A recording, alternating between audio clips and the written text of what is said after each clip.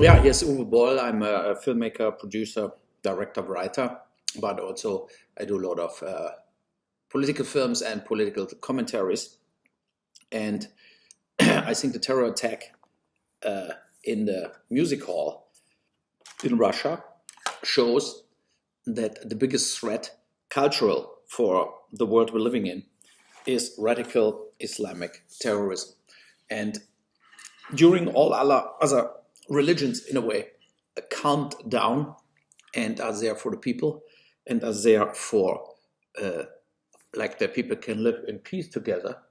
Uh, and a lot of Muslims can live in peace with everybody, the Druze and Ismailis, uh, normal Turkish Muslims, whatever. But there is a string, a side thing of fundamental Islamistic Muslims who want to basically kill whoever who's not their opinion. And it shows that attack with over almost 140 dead, 650, 60, 70 injured people, that these terrorists who said they got paid for it still were able to do this in dehumanizing the victims, in just like telling everybody they are not humans we're killing, they are non-believers, and if they die, who gives a shit?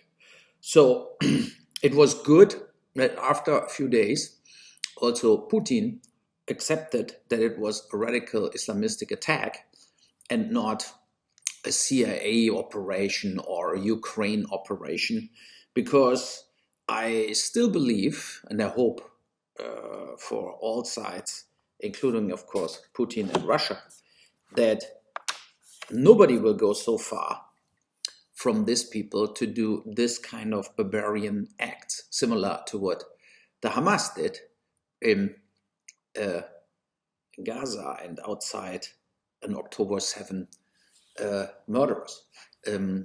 They are able to put any empathy and any feelings for other human beings aside and torture and kill babies, rape women, cut their breasts off, and whatsoever, all go in that music concert venue in Moscow and kill so many people. I strongly believe that this is not the style of Russia, America, Europe, or the Ukraine.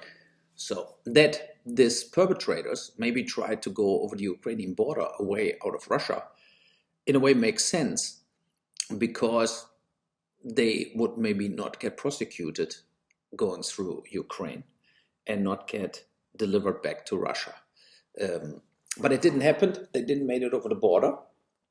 So that subject matter in that way is closed. And I hope also that after this attack, that a lot of people will getting it, that there are bigger threats as this territorial war we have in Ukraine and Russia. The Ukrainians and Russians are way closer together, historical and personal, and a lot of them were friends before. And I strongly urge, not because it's Eastern, like the Pope did today, but I strongly urge the two parties getting over this war, stopping the war, and trying to repair the damage done.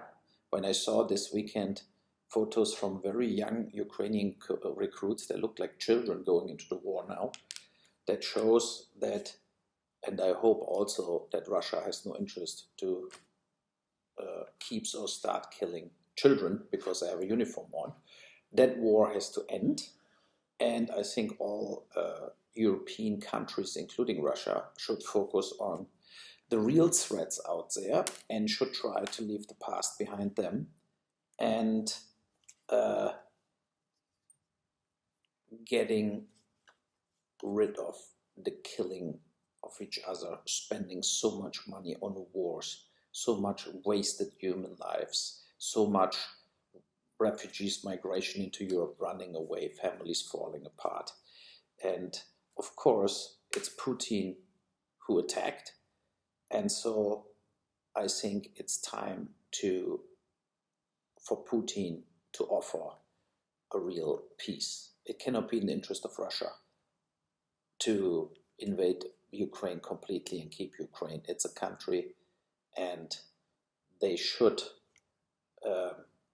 accept this and should put things in position and in action that Ukraine is no threat for Russia, but also that Russia is no threat anymore for the Ukraine. Happy Easter.